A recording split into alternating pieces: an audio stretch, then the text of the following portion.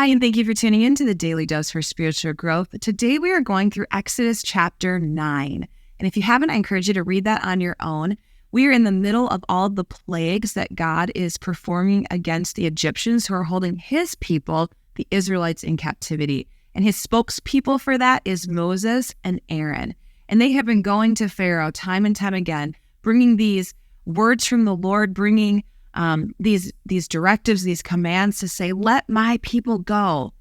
But if you don't, this is going to happen. You're going to have frogs infest your land. You're going to have gnats infest your land. You're going to have water for your drinking sources and bathing sources and cleaning sources turn into blood, right? And time again, they're bringing these requests to Pharaoh, and time again, he's saying no. I want to read to you in Exodus chapter 9, beginning in verse 1. It says this: Go back to Pharaoh, the Lord commanded Moses. Tell him, this is what the Lord, the God of the Hebrews, says. And Hebrews is just another term for the Israelites. It's describing the people of God, right? They were Hebrew. They were from the land of Israelites, okay? But just in case you're confused, it kind of interchanges. And this is what he says to tell Pharaoh: let my people go so they can worship me. If you continue to hold them and refuse to let them go, the hand of the Lord will strike all your livestock, your horses, donkeys, camels, cattle, sheep, and goats, with a deadly plague. But the Lord will again make a distinction between the livestock of the Israelites, Hebrews, and that of the Egyptians.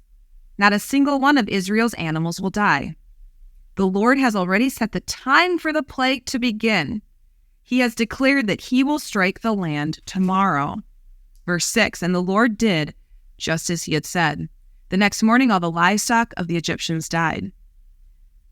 But the Israelites didn't lose a single animal. That's incredible. Right there, a miracle.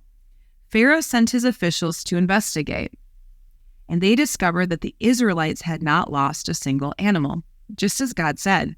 But even so, Pharaoh's heart remained stubborn, and he still refused to let the people go.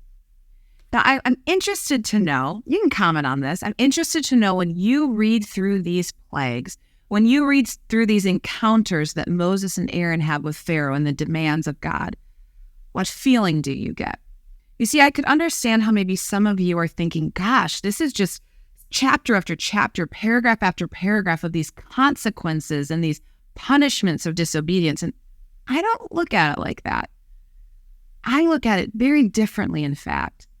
As I read through these chapters and as I read through these encounter after encounter of these men of God going before Pharaoh with words from God, I see the gracious patience of our God. God is incredibly patient with this man who is clearly against him. This man who is clearly hardened to the things of God. He's opposed to the things of God. In fact, he's enslaving and burdening the people of God, all for his own gain, all based off of his own pride. If God had reason to smite anyone, you could clearly be like, Pharaoh may be up on that list. And yet we see God time and time again give him a second chance, a third chance to obey, a fourth chance to turn his ways and be obedient, a fifth chance to do the right thing. Time and time again, he gives him chance after chance after chance. That's grace. That's mercy. That is such a beautiful picture of the patience of our God.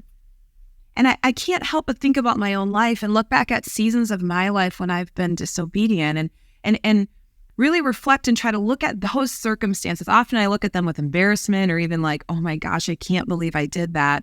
I was really stuck in this temptation, or I was stuck in that sin, or I was blinded by my own foolish rebellion or my own foolish pride. And yet I'm choosing to look back at those circumstances instead through the eyes of this story.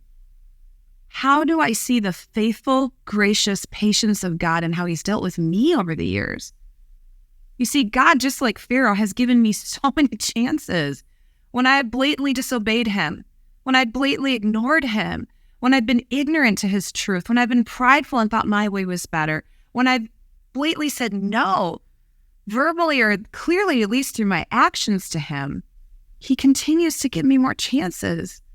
He continues to shower me with grace and mercy, withhold punishments and pains that I deserve. and give me more opportunities to turn back to him.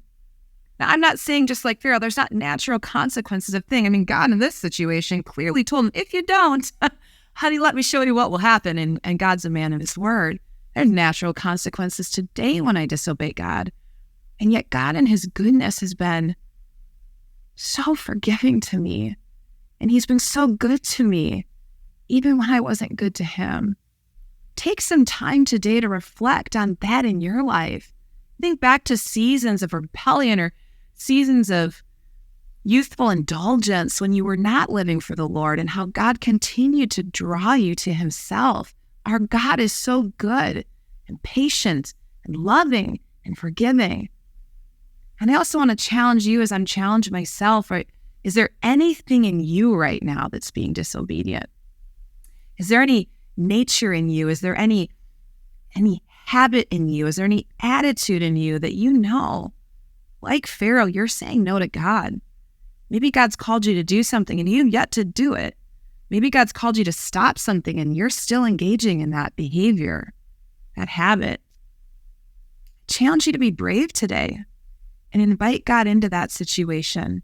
Invite God into dialogue about that with you and ask God to give you the courage to repent and to turn back to him.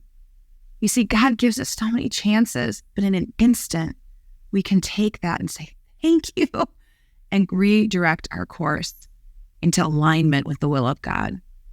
This is an incredible story that teaches us so much about the God we serve. He is a good, good Father. I want to thank you so much for tuning in today, and I hope to see you again tomorrow for another daily dose for spiritual growth.